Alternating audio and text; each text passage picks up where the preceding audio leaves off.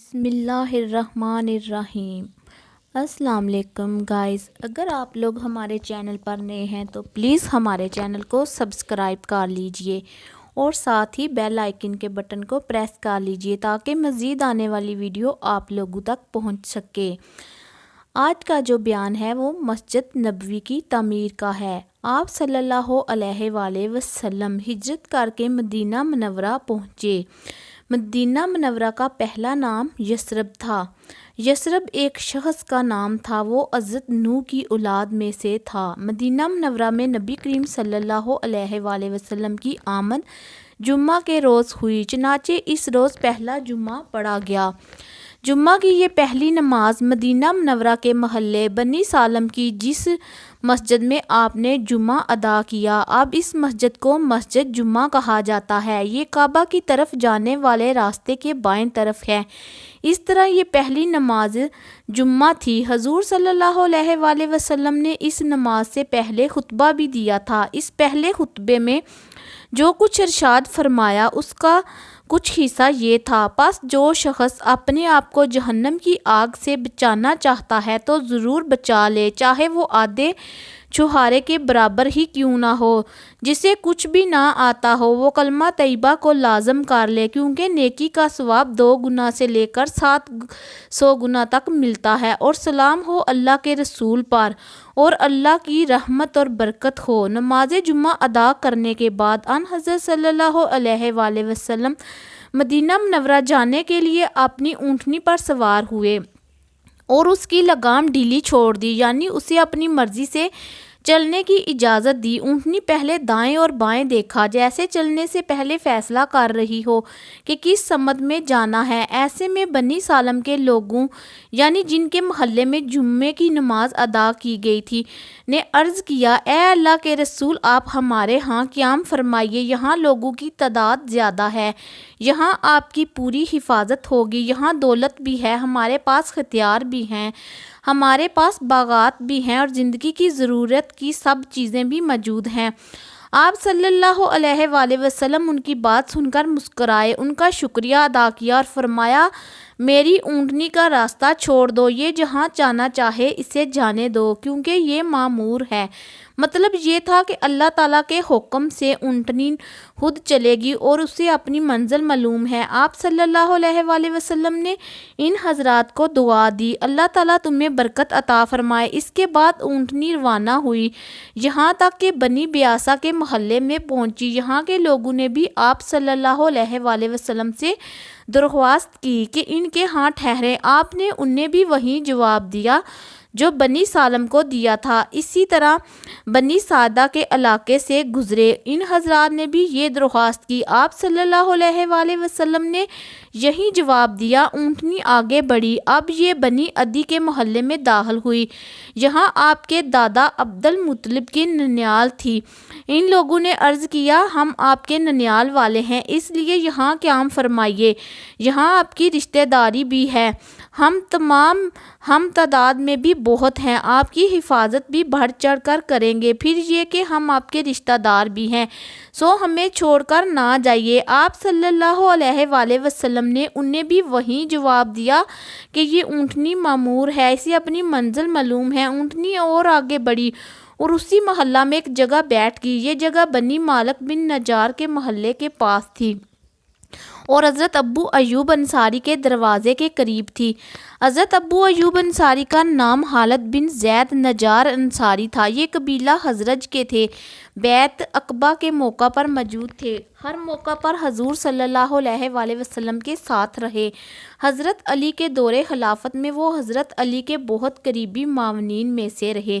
ان کی وفات یزید کے دور میں قسطنطنیہ کے جہاد کے دوران ہوئی۔ اونٹنی بیٹھ گئی، اب بھی آپ صلی اللہ علیہ وآلہ وسلم اس سے اترے نہیں تھے کہ وہ اچانک پھر کھڑی ہو گئی، چند قدم چلی اور ٹھہر گئی۔ آپ صلی اللہ علیہ وآلہ وسلم نے اس کی لگام بدستور چھوڑے رکھی تھی۔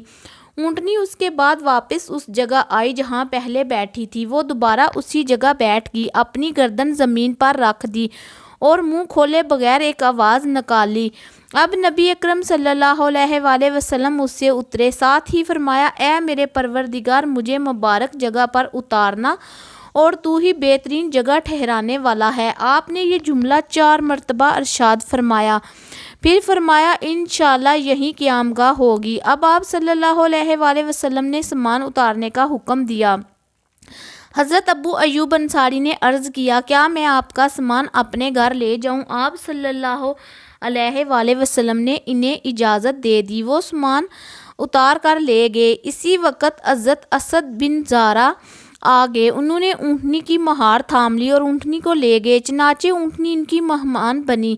بنی نجار کے ہاں اترنے پر ان کی بچیوں نے دف ہاتھوں میں لے لیے اور خوشی سے سرشار ہو کر ان کو بجانے لگی اور یہ گیت گانے لگی۔ ترجمہ: ہم بنی نجار کے پڑوسیوں میں سے ہیں۔ کس قدر خوش قسمتی کی بات ہے کہ محمد صلی اللہ علیہ وآلہ وسلم ہمارے پڑوسی ہیں۔ ان کی آواز سن کر نبی اکرم صلی اللہ علیہ وآلہ وسلم باہر نکل آئے، ان کے نزدیک آئے اور فرمایا کیا تم مجھ سے محبت کرتی ہو؟ وہ بولی ہاں اے اللہ کے رسول۔ اس پر آپ صلی اللہ علیہ وآلہ وسلم نے فرمایا اللہ جانتا ہے میرے دل میں بھی تمہارے لیے محبت ہی محبت ہے۔ ان حضرت صلی اللہ علیہ وآلہ وسلم حضرت ابو ایوب انصاری کے گھر اس وقت تک ٹھہرے جب تک کہ مسجد نبوی اور اس کے ساتھ آپ صلی اللہ علیہ وآلہ وسلم کا حجرہ تیار نہیں ہو گیا۔ آپ تقریباً 11 ماہ تک وہاں ٹھہرے۔ آپ صلی اللہ علیہ وآلہ وسلم جب کعبہ سے مدینہ منورہ تشریف لائے تو ساتھ اکثر مہاجرین بھی مدینہ منورہ آ گئے تھے۔ اس وقت انصاری مسلمانوں کا جذبہ قابل دید تھا۔ ان سب کی خواہش تھی کہ مہاجرین ان کے ہاں ٹھہریں۔ اس طرح ان کے درمیان بحث ہوئی۔ آخر انصاری حضرات نے مہاجرین کے لیے قرعہ اندازی کی۔ اس طرح جو مہاجر جس انصاری کے حصے میں آئے وہ انہی کے ہاں ٹھہرے۔ انصاری مسلمانوں نے انہیں نہ صرف اپنے گھروں میں ٹھہرایا بلکہ ان پر اپنا مال اور دولت بھی خرچ کیا۔ مہاجرین کی آمد سے پہلے انصاری مسلمان ایک جگہ باجماعت نماز ادا کرتے تھے۔ حضرت اسد بن زرارہ انہیں نماز پڑھاتے تھے۔ جب آپ صلی اللہ علیہ وآلہ وسلم تشریف لائے تو سب سے پہلے مسجد بنانے کی فکر ہوئی۔ آپ صلی اللہ علیہ وآلہ وسلم اپنی اونٹنی پر سوار ہوئے اور اس کی لگام ڈھیلی چھوڑ دی۔ اونٹنی چل پڑی۔ وہ اس جگہ جا کر بیٹھ گئی جہاں آج مسجد نبوی ہے۔ جس جگہ مسلمان نماز ادا کرتے رہتے تھے وہ جگہ بھی اس کے آس پاس کی تھی۔ اس وقت وہاں صرف دیواریں کھڑی کی گئی تھی، ان پر چھت نہیں تھی۔ اونٹنی کے بیٹھنے پر آپ صلی اللہ علیہ وآلہ وسلم نے ارشاد فرمایا بس مسجد اس جگہ بنے گی۔ اس کے بعد آپ صلی اللہ علیہ وآلہ وسلم نے اسد بن زرارہ سے فرمایا تم یہ جگہ مسجد کے لیے فروخت کر دو۔ وہ جگہ دراصل 2 یتیم بچوں سہل اور سہیل کی تھی اور اسد بن زرارہ ان کے سرپرست تھے۔ یہ روایت بھی آئی ہے کہ ان کے سرپرست معاذ بن افرا تھے۔ آپ صلی اللہ علیہ وآلہ وسلم کی بات سن کر حضرت ابو ایوب انصاری نے عرض کیا آپ یہ زمین لے لیں، میں اس کی قیمت ان دونوں کو ادا کر دیتا ہوں۔ آپ صلی اللہ علیہ وآلہ وسلم نے اس سے انکار فرمایا اور 10 دینار میں زمین کا وہ ٹکڑا خرید لیا۔ یہ قیمت حضرت ابو بکر صدیق کے مال سے ادا کی گئی۔ واہ کیا قسمت پائی ابو بکر صدیق نے کہ قیامت تک مسجد نبوی کے نمازیوں کا ثواب ان کے نامہ اعمال میں لکھا جا رہا ہے۔ یہ روایت بھی ہے کہ آپ صلی اللہ علیہ وآلہ وسلم نے ان دونوں یتیم لڑکوں کو بلوایا، زمین کے سلسلے میں ان سے بات کی۔ ان دونوں نے عرض کیا اے اللہ کے رسول ہم یہ زمین ہدیہ کرتے ہیں۔ آپ صلی اللہ علیہ وآلہ وسلم نے ان یتیموں کا ہدیہ قبول کرنے سے انکار فرما دیا اور 10 دینار میں سے زمین کا وہ ٹکڑا ان سے خرید لیا۔ حضرت ابو بکر صدیق کو حکم دیا کہ وہ انہیں 10 دینار ادا کر دے، چنانچہ انہوں نے وہ رقم ادا کر دی۔ زمین کی خرید کے بعد آپ صلی اللہ علیہ وآلہ وسلم نے مسجد کی تعمیر شروع کرنے کا ارادہ فرمایا، اینٹیں بنانے کا حکم دیا، پھر گارا تیار کیا گیا۔ آپ صلی اللہ علیہ وآلہ وسلم نے اپنے دست مبارک سے پہلی اینٹ رکھی، پھر حضرت ابو بکر صدیق کو حکم دیا کہ دوسری اینٹ وہ رکھیں۔ انہوں نے آپ صلی اللہ علیہ وآلہ وسلم کی لگائی ہوئی اینٹ کے برابر دوسری اینٹ رکھ دی۔ اب حضرت عمر کو بلایا گیا، انہوں نے صدیق اکبر کی اینٹ کے برابر تیسری اینٹ رکھی۔ اب آپ نے حضرت عثمان کو بلایا، انہوں نے حضرت عمر کی اینٹ کے برابر چوتھی اینٹ رکھی۔ ساتھ ہی آپ صلی اللہ علیہ وآلہ وسلم نے ارشاد فرمایا، میرے بعد یہی خلیفہ ہوں گے۔ مستدرک حاکم نے اس حدیث کو صحیح کہا ہے۔ پھر حضور اقدس صلی اللہ علیہ وآلہ وسلم نے عام مسلمانوں کو حکم فرمایا، اب پتھر لگانا شروع کر دو۔ مسلمان پتھروں سے بنیادیں بھرنے لگے۔ بنیادیں تقریباً 3 ہاتھ 4.5 فٹ گہری تھی۔ اس کے لیے اینٹوں کی تعمیر اٹھائی گئی۔ دونوں جانب پتھروں کی دیواریں بنا کر کھجور کی ٹہنیوں کی چھت بنائی گئی اور کھجور کے تنوں کے ستون بنائے گئے۔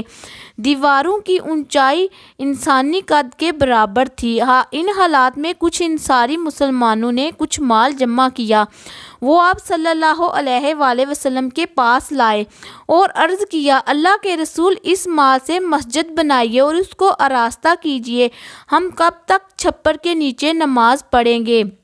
اس پر حضور اکرم صلی اللہ علیہ وآلہ وسلم نے ارشاد فرمایا، مجھے مسجدوں کو سجانے کا حکم نہیں دیا گیا۔ اس سلسلے میں ایک اور حدیث کے الفاظ یہ ہیں، قیامت قائم ہونے کی ایک نشانی یہ ہے کہ لوگ مسجدوں میں آرائش اور ذبائح کرنے لگیں گے، جیسے یہود اور نصاری اپنے کلیساؤں اور گرجوں میں زیب و زینت کرتے ہیں۔ مسجد نبوی کی چھت کھجور کی چھال اور پتوں کی تھی اور اس پر تھوڑی سی مٹی تھی۔ جب بارش ہوتی تو پانی اندر ٹپکتا، یہ پانی مٹی ملا ہوتا، اس سے مسجد کے اندر کیچڑ ہو جاتا۔ یہ بات محسوس کر کے صحابہ کرام نے عرض کیا، یا رسول اللہ، اگر آپ حکم دیں تو چھت پر زیادہ مٹی بچھا دی جائے تاکہ اس میں سے پانی نہ رسے، مسجد میں نہ ٹپکے۔ آپ صلی اللہ علیہ وآلہ وسلم نے ارشاد فرمایا، نہیں، یوں ہی رہنے دو۔ ویڈیو اچھی لگی ہو تو ویڈیو کو لائک اور چینل کو سبسکرائب کر لیجئے اور ہماری ویڈیو کو شیئر اور کمنٹ باکس میں آ کر اپنی رائے کا اظہار کیجیے۔ اللہ حافظ، شکریہ۔